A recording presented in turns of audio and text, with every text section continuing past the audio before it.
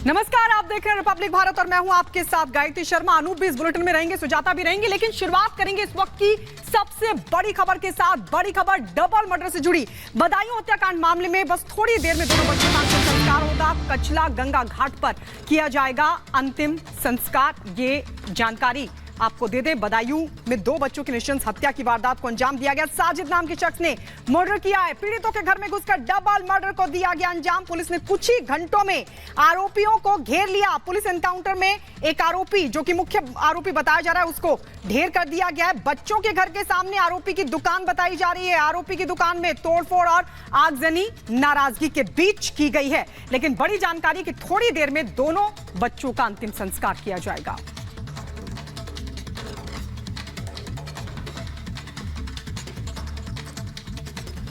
और Badaun double murder मामले में एक और बड़ी खबर आपको बता रहे हैं। इस मामले में एफआईआर दर्ज कर ली गई है। दो आरोपियों का नाम इसमें शामिल है। साजिद एक आरोपी जिसका एनकाउंटर हो गया, जबकि एक आरोपी जिसका नाम जावेद बताया जा रहा है वो फिलहाल है फरार बताया जा रहा है। फिलहाल देखिए, दो लोगों का नाम था इसमें, साजिद और जावेद। तो साजिद का एनकाउंटर हो गया है, उसे ढेर कर दिया यूपी पुलिस ने। तो वही दूसरा आरोपी जावेद फिलहाल फरार है। एफआईआर में इन दोनों लोगों का नाम शामिल है। डबल मर्डर से बदायूं में जहां सनसनी फैल गई, तो वहीं उत्तर प्रदेश पुलिस ने अपना काम भी किया। और जैसा योगी आदित्यनाथ कहते हैं वैसा युवा पुलिस ने काम किया और एक आरोपी साजिद को एनकाउंटर में ढेर कर दिया गया, जबकि दूसरा आरोपी जावेद फिलहाल फरार है। बदायूं में मंगलवार शाम दो नाबालिग बच्चों की साजिद नाम के एक शख्स ने निर्मम हत्या कर दी। ये जो तस्वीरें मैं आपको दिखाऊंगा वो आपको विचलित कर सकती है, लेकिन जब आगजनी की गई तो वो इस सड़क पर की गई। और जिस साजिद ने हत्या की उसकी दुकान आप ये देख रहे हैं, जो अब शटर खुला हुआ है। बताया जा रहा है कि साजिद अपने भाई जावेद के साथ इसी दुकान पर नाई का जो काम है वो करता था। जिन दो बच्चों की हत्या की गई वो भी इसी दुकान पर अपने बाल कटवाने के लिए आया करते थे। शाम का वक्त बताया जा रहा, तकरीबन 7 बजे के आसपास, जब साजिद अपने भाई जावेद के साथ अपनी इसी दुकान से बाहर निकलता है। और सामने आप ये घर देख रहे हैं, ये वो घर है जहां पर वो दो बच्चे अपने माता पिता दादी के साथ और अपने एक छोटे भाई के साथ यहां पर रहते थे। बताया जा रहा है कि साजिद तकरीबन 7 बजे के आसपास ये जो घर आप देख रहे हैं जहां पर संगीता ब्यूटी पार्लर लिखा हुआ है, इस घर में पहुंचता है। यहाँ पर जाने के बाद वो 5,000 रुपये उधार लेने की बात करता है। और जब उसको पैसे दे दिए जाते हैं तो वो बोलता है कि अभी अस्पताल जाने में कुछ समय है। और उसके बाद वो पहली मंजिल पर पहुंच जाता है। आप देखेंगे कि ब्यूटी पार्लर यहाँ पर बना हुआ है। वो कहता है कि मैं ब्यूटी पार्लर देखना चाहता हूँ। तो पहली मंजिल पर जब वो जाता है तो एक बेटे से, यानी कि एक बच्चे से पानी मंगवाता है और एक बच्चे को अपने साथ लेकर छत की तरफ चला जाता है। और उसके बाद उसके पास एक तेजधार हथियार होता है। उस पहले जो वार है वो उस बच्चे के ऊपर करता है। जब हम ऊपर पहुंचे तो हमने खून के धब्बे देखे। और उसके बाद जब बच्चा दूसरा पानी लेकर वहां पर पहुंचता है तो उसकी भी हत्या कर देता है। लेकिन जो तीसरा बच्चा था वो डर के भागने की कोशिश करता है। बताया भी जा रहा है कि कुंडी लगा दी गई, कमरे को बंद कर दिया गया। लेकिन इस पूरी वारदात के बाद इलाके में तनाव जैसी स्थिति पैदा हुई। लोगों ने विरोध करना शुरू किया और विरोध इस कदर बढ़ गया कि लोगों द्वारा जो है वो आगजनी भी साफ तौर पर की गई। वो आगजनी दरअसल इसी घर के बाहर, यानी कि जो घर है उन बच्चों का और जो साजिद की दुकान है उसके ठीक बीचों बीच वो आगजनी की गई। और अभी भी आप देखेंगे कि पुलिस बल मौके पर मौजूद है। हालांकि फ्लैग मार्च भी सुबह किया गया, लोगों से शांति बनाए रखने की अपील जो है वो भी की गई है। लेकिन इस पूरी वारदात को अंजाम देने के बाद जो साजिद है वो फरार हो जाता है, भागने की कोशिश करता है। पुलिस का ये कहना है कि उनको जानकारी मिली कि बदायूं के ही जंगलों में एक खून से सना जो व्यक्ति है वो भागने की कोशिश कर रहा है। कॉम्बिंग पुलिस द्वारा की जाती है और जब कॉम्बिंग की गई तो साजिद ने पुलिस पर फायर भी किया। एक पुलिसकर्मी घायल भी हुआ, लेकिन जवाबी कार्रवाई करते हुए साजिद मुठभेड़ के बाद मारा गया। हालांकि इस पूरी घटना में परिवार वालों ने जब अपनी शिकायत दी तो ये बताया कि साजिद के साथ उसका भाई जावेद भी यहाँ पर पहुंचा था। जब साजिद घर में मौजूद था तो जावेद बाइक पर इसी जगह पर खड़ा हुआ था। पुलिस परिवार वालों की शिकायत और जो भी आरोप परिवार वाले लगा रहे हैं उसको लेकर तमाम जो कार्रवाई करते हुए नजर आ रहे हैं। लेकिन लगातार बदायूं इलाके में शांति बनाए रखने की प्रशासन अपील कर रहा है और यही कारण है कि बड़ी संख्या में जो पुलिस बल है वो यहाँ पर तैनात किया गया है। हालांकि जो मुख्य आरोपी साजिद, उसका एनकाउंटर कर दिया गया, लेकिन जावेद का नाम जो सामने आ रहा है कि वो भी बाहर साजिद का इंतजार कर रहा था, उसकी तलाश में पुलिस अभी भी लगी हुई है। विजय अजय के साथ अतुल शर्मा, रिपब्लिक भारत, बदायूं। तो इस नृशंस हत्याकांड ने पूरे इलाके को हिलाकर रख दिया। इस मामले में एक आरोपी मारा गया एनकाउंटर में, जबकि दूसरा अभी फरार है। और हमारे दो सहयोगी इस वक्त हमारे साथ है, जतिन और अजय दुबे हमारे साथ जुड़ गए हैं। जतिन, क्या ऐसा कारण हो सकता है? अगर आपसी विवाद भी था तो वो दो मासूम, उनका क्या कसूर था जो इतने घिनौने तरीके से, इतने भयानक तरीके से उनकी हत्या कर दी गई? आखिर अभी तक क्या समझ आया है?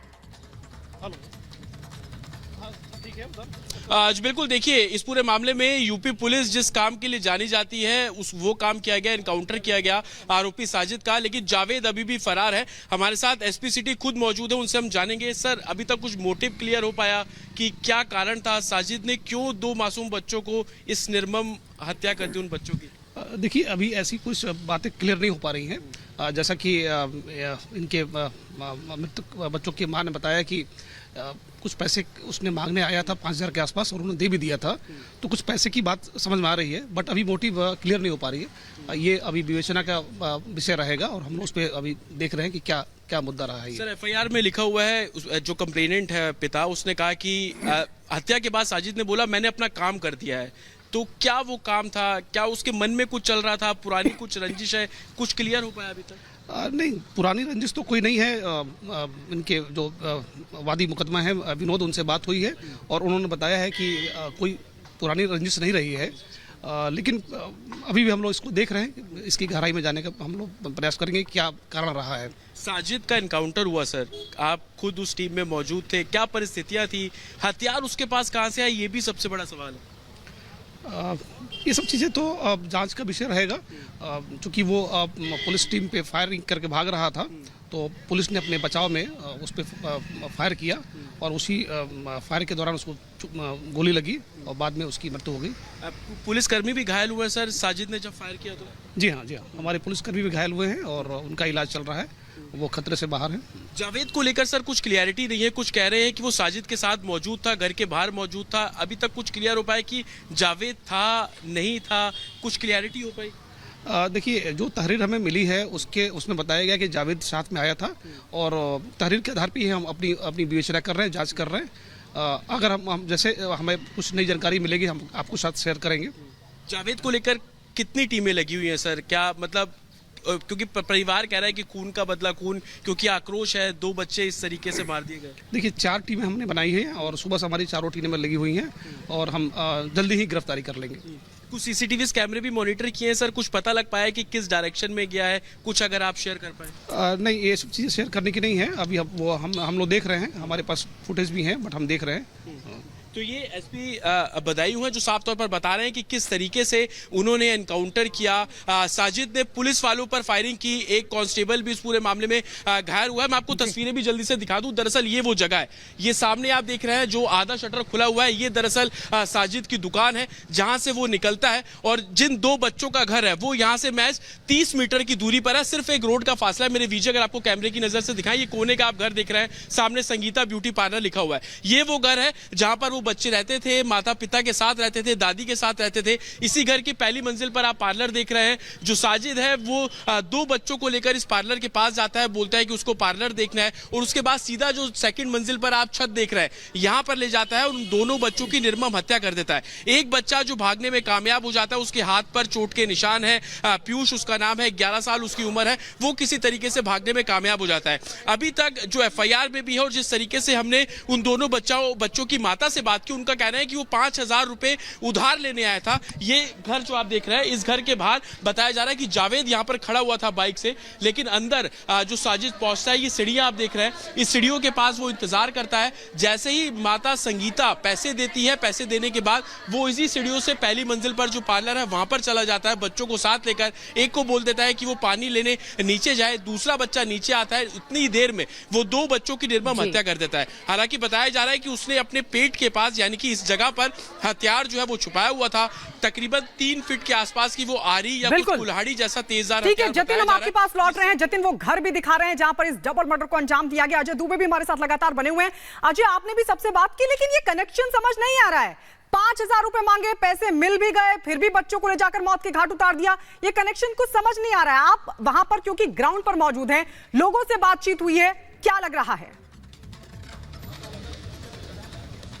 देखिए बिल्कुल इस पूरे मामले के तार बहुत उलझे हुए हैं। दो महत्वपूर्ण एंगल इसमें दिखाई दे रहे हैं। एक एंगल जो पैसे के लेन देन पारिवारिक विवाद को लेकर दिखाई दे रहा है, दूसरा एंगल जादू टोने तंत्र मंत्र की भी बात है। जो स्थानीय लोग हैं उनका कहना है कि तकरीबन 4 बजे शटर बंद करके वो निकल जाता है। वो बार बार लोगों को ये कहानी बताता है कि जो बच्चे हैं उसके वो बचते नहीं हैं, पैदा होते हैं खत्म हो जाते हैं या फिर पैदा नहीं हो पाते। इन सब दिक्कतों की वो चर्चा यहाँ लोगों से किया करता था और जिस तरीके से हमला करके वो निकलता है और जो एफआईआर की कॉपी में दिखाई दे रहा है जो बच्चों की मां है उनसे बात वो कहता है, तो एक जो तंत्र मंत्र है उस एंगल पर भी पुलिस अपनी तरफ से जांच करेगी। क्या उससे भी जुड़ा हुआ कुछ मामला है? अब एक बार दिखाते हैं तस्वीरें आपको घर के बाहर की। अभी कुछ देर पहले यहाँ से जो शव है उन बच्चों के शव को लेकर अंतिम संस्कार के लिए निकली है पुलिस की टीम, प्रशासन की टीम, परिवार के लोग और महिलाएं देखिए किस तरीके से पुलिस अपने तरीके से छानबीन भी कर रही है। कई एंगल का आप जिक्र कर रहे हैं, इन एंगल पर भी पुलिस छानबीन करेगी, जांचेगी कि आखिर मामला क्या था।